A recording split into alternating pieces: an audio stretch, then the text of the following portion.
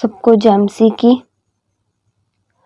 आज हम परमेश्वर के वचन से सीखेंगे मार्था और मरियम के बारे में। प्रियो, मार्था और मरियम ये दोनों बहनें थीं और इन्होंने प्रभु यीशु मसीह को अपने घर में बुलाया था। और इस कहानी में हम यह देखते हैं, जो मार्था बड़ी बहन थी वह घर के कामों में लग जाती है और मरियम वचन सुनने के लिए प्रभु यीशु मसीह के चरणों में बैठी थी, शांति की बातें सुन रही थी। प्रियो, आज मसीहत में भी इस दो तरह के लोग पाए जाते हैं और एक वो है जो प्रभु के पास बैठकर शांति और आराम पाते हैं और वचनों की खुराक लेकर आनंदित और मगन होते हैं।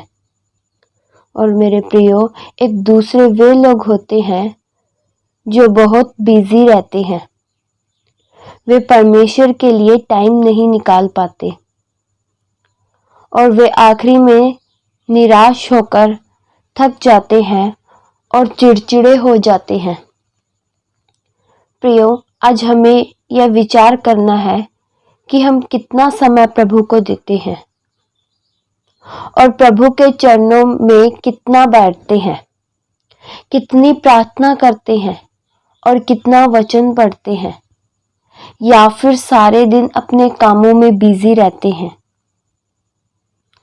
प्रियो, जब यीशु मसीह मार्था मरियम के घर में आते हैं तब मार्था प्रभु की सेवा करने लगती है। कुछ पकाने बनाने के लिए वह घर के कामों में लग जाती है और घबराने लगती है। पर ज़्यादा ज़रूरी यह था कि पहले वह प्रभु के वचनों पर मन लगाती, प्रभु के वचनों को अपने जीवन में प्रथम स्थान देती। पर वह तो पहले घर के कामों में व्यस्त हो गई। प्रियो, प्रभु की सेवा के लिए जो वह कर रही थी वह भी जरूरी था। मैं ऐसा नहीं कहती सेवा करना गलत है।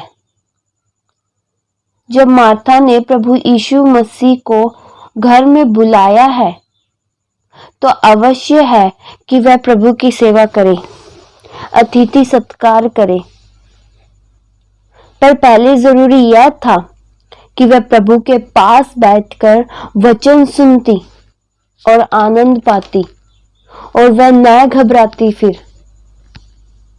प्रिय, परमेश्वर भी यह चाहते हैं कि हम पहले उनके पास बैठे, प्रभु को समय दे और उनसे सीखें। परमेश्वर का वचन इस प्रकार से आगे बताता है, लुका 10 का उसके 40 वचन में, मार्था सेवा करती करती घबरा गई। प्रिय, सेवा करने का बल भी हमें परमेश्वर से ही मिलता है और यदि हम परमेश्वर के चरणों में ही नहीं बैठेंगे तो हम घबराने लगेंगे। जरूरी यह है आत्मा में बल पाना। परमेश्वर ने इंसान को अपनी संगति के लिए ही बनाया और मनुष्य को यह समझना ही पड़ेगा, नहीं तो घबराहट और टेंशन उसकी बढ़ती ही जाएगी। हमारी आत्मा की प्यास प्रियो वचन सुनने और सीखने से ही तृप्त होती है और जीवन जीने का एक नया बल मिलता है। और जब हम वचन को अनदेखा करते हैं, प्रभु से दूर भागते हैं, तब हमारी शांति पूरी रीति से समाप्त हो जाती है और जो कार्य हम कर रहे होते हैं उसमें हम कुड़कुड़ाने लग जाते हैं और एक दूसरे पर चीखने चिल्लाने लगते हैं। प्रियो, यही तो फर्क है प्रभु के चरणों में बैठने और ना बैठने का। जो व्यक्ति प्रभु के चरणों में बैठता है वह आनंदित रहता है, उसे वचनों से शांति मिलती है और जो प्रभु के चरणों में नहीं बैठता उसे अशांति घेर लेती है।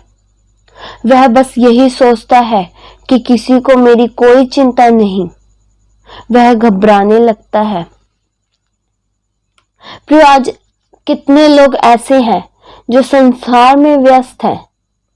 उनके पास बहुत काम है और पैसा भी बहुत है और वे हर कार्य अपने पैसों से कर लेते हैं, परंतु अंत में उन्हें सुकून नहीं मिलता।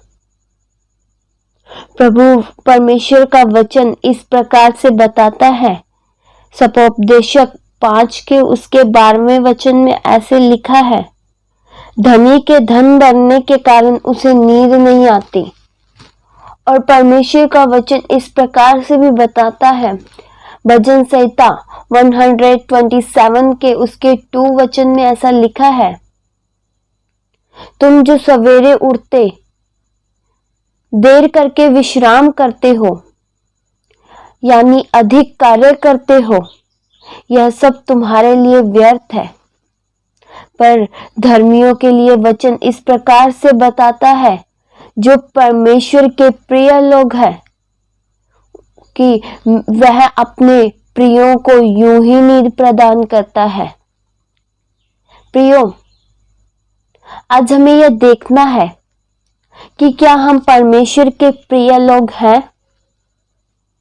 अगर हैं तो हमें जरूर आराम, शांति, आनंद मिलेगा, क्योंकि हम परमेश्वर के चरणों में मरियम की तरह बैठकर आनंद और शांति की और अनंत जीवन की बातें सुनेंगे, तो हम हमेशा आनंदित रहेंगे।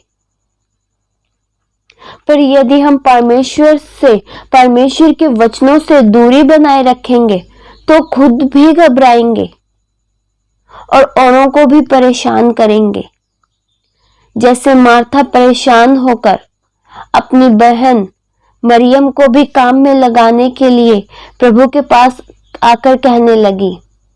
वचन इस प्रकार से बताता है, लूका 10 के उसके 40 वचन में, मार्था सेवा करती करती घबरा गई और प्रभु के पास आकर कहने लगी, हे प्रभु, क्या तुझे कुछ भी चिंता नहीं कि मेरी बहन ने मुझे सेवा करने के लिए अकेली ही छोड़ दिया, इसलिए वह कि मेरी सहायता करे। इस पर प्रभु ने उत्तर देकर कहा, हे मार्था, तू बहुत बातों में चिंता करती है, पर उत्तम भाग को मरियम ने चुन लिया, जो उससे छीना न जाएगा। तो मेरे प्रियो, हमें हमारे अंदर यह जानने की जरूरत है, क्या हमने भी मरियम की तरह उत्तम भाग चुना है? अगर हम प्रभु के चरणों में बैठकर वचन सुनते हैं, बाइबल पढ़ते हैं, प्रार्थना करते हैं, प्रभु को समय देते हैं और अगर अपने जीवन में प्रथम स्थान प्रभु को देते हैं, तो निश्चय ही हमने भी उत्तम भाग चुना है। प्रियो, हमारे प्रभु के पास अनंत जीवन की बातें हैं, जो हमारी आत्मा के लिए नया बल, नई शक्ति प्रदान करता है और हमें शांति, आराम सिर्फ प्रभु के पास बैठने से ही मिलता है। इस वचन के द्वारा परमेश्वर आप सभी को बहुतायत से आशीष दे। आइए हम प्रार्थना करें। हालेलुया। स्वर्गीय आसमानी पिता, हम आपका धन्यवाद करते हैं। आदर और महिमा के योग्य प्रभु, आप महान हैं। जैसा कि हमने आपके वचनों से सीखा कि शांति, आनंद, खुशियां हमें सिर्फ आपके वचनों से ही मिलती है। हमारा जीवन पिता ऐसा बनाइए कि हम जीवन में प्रथम स्थान सिर्फ आपको दें, आपकी सुने, आपकी उपस्थिति में जीवन गुजारे और मरियम की तरह उत्तम भाग को चुन सके, ऐसे हमारी मदद सहायता करिए। ये प्रार्थना प्रभु यीशु मसीह के नाम से मांगते हैं, सुनो और कबूल करो पिता। आमीन।